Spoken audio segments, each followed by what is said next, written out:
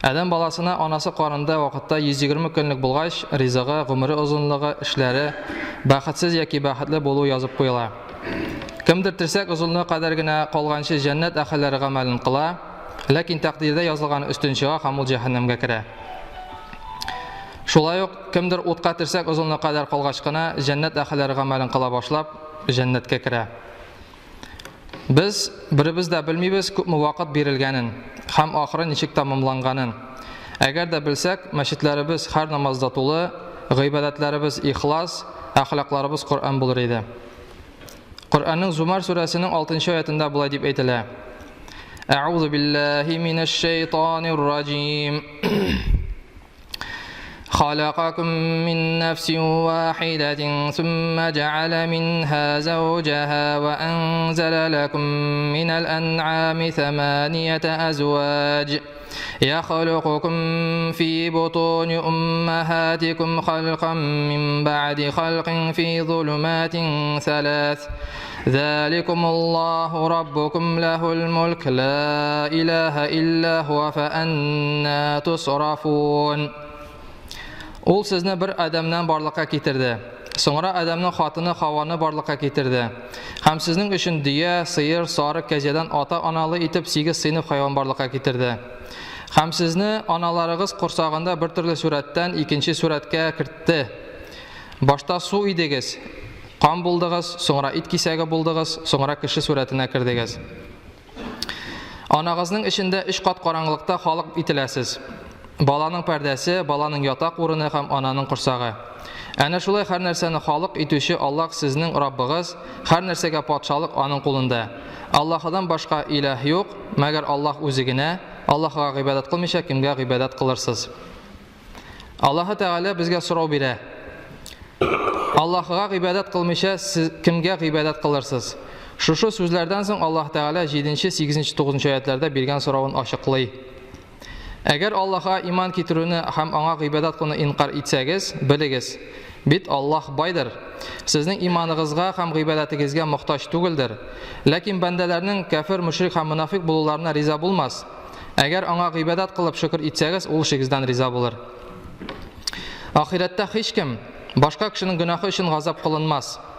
Соңра кайтуларыгыз Раббыгыз каршына, шул вакытта кылган эшләрегез белән үзегезгә хәбәр бирер. Шиксез ул Аллаһ күкрәкләр эчендәге нәрсәләрне белүче.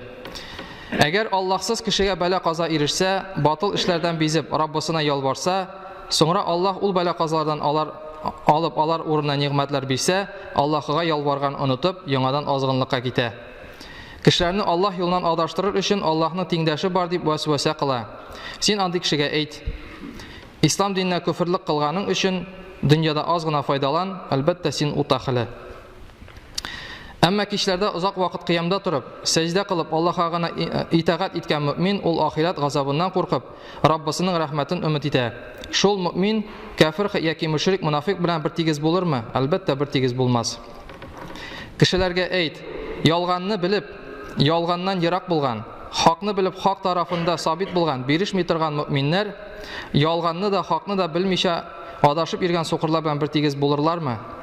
Хакны ялганнан айыру хакында саф акыллы кешеләр генә вагазләнерләр һәм ялганнан бизеп хакны кабул итәрләр. Без һәммәбез дә төрле сынауларга дучар булабыз. Аллаһ Тәгалә бөтенебезнең динен сыный. Кемнеке көчлерәк була, шул Аллаһка якын бәндәләрдән булачак һәм җәннәткә югары дәрәҗәләргә ирешәчәк. Ә кем динен сата, аңа газап булачак. Аллаһ Тәгалә үзенең пәйгамбәренә динен саклауны кушып, Зумар сүрәсе 11-нче аятта әйтте: أعوذ بالله من الشيطان الرجيم قل إني أمرت أن أعبد الله مخلصا له الدين. Әйт, мин динне Аллаһ ризалыгы өчен генә тотып, аңа гына ихлас гыйбадат кылырга буйрылдым. Шушы сүзләр безгә дә кагыла. Динебезне саклыйк, өйрәник, ихлас, әхлаклы булыйк. Шул чак Аллаһ бездән риза булыр. Аллаһ Тәгалә Зумар сүрәсе 70-нче аятта әйтә: Кылган яхшы һәм яман эшләренең җәзасы һәр кемгә тамам, тулы итеп бирелер. Аллаһ бәндәләрнең ни кылганнарын белүче. Зумар халык төркеме дип тәрҗемә ителә. Коръәндә бу сүз 2 урында кулланыла. Берсе Зумар сүрәсе 71-нче аятта, икенчесе Зумар сүрәсе 73-нче аятта. 71-нче аятында булай дип әйтелә. أعوذ بالله من الشيطان الرجيم وسيق الذين كفروا إلى جهنم زمرا حتى إذا جاءوها فتحت أبوابها وقال لهم خزنتها ألم يأتكم رسل منكم يتلون عليكم آيات ربكم وينذرونكم لقاء يومكم هذا قالوا بلى ولكن حقت كلمة العذاب على الكافرين. Һәм кафирләрне төркемләп тиз-тиз куачаклар. Алар анда килгәч, җәһәннәм капкалары ачылачак, һәм аның сакчылары шелтәләп әйтәчәкләр: Сезгә Раббыгызның аятларын укучы, сезне бу көн турында кисәтүче һәм үгетләүче, сезнең кебек кешеләр Аллаһның илчеләре килмәделәрме?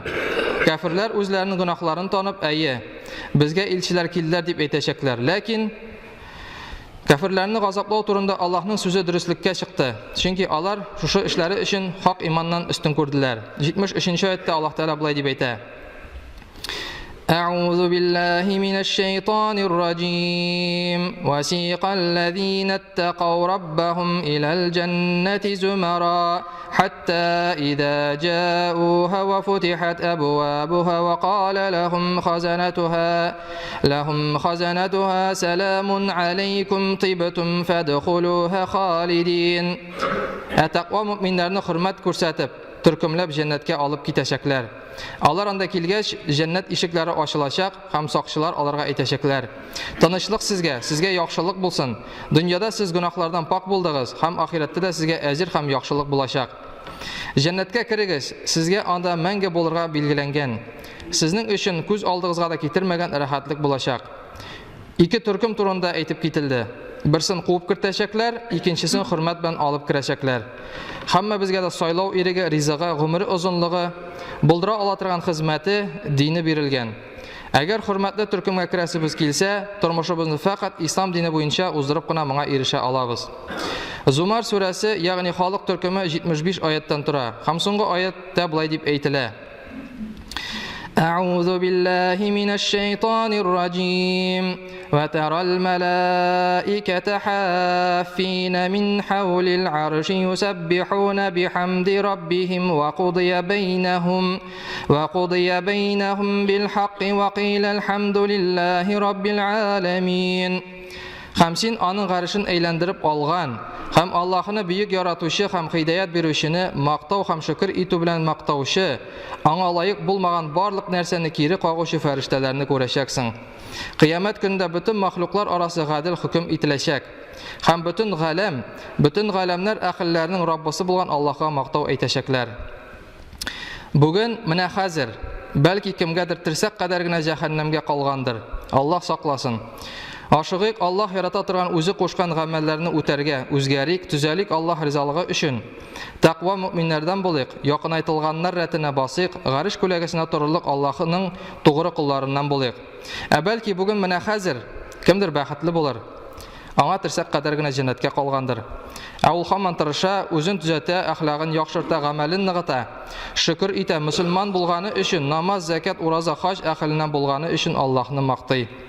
Хөрмәтле дин кардәшләрем, бүгенге җомга вагазы тугрылык турында иде. Тугры булыйк, Аллаһ биргән гомерне Аллаһ ризалыгы өчен үткәрик. Баракаллаху лана ва лакум фил Кур'анил газим ва нафa'ana ва iyyakum bil ayati ва зикрил хаким иннаху сами'уд дуа.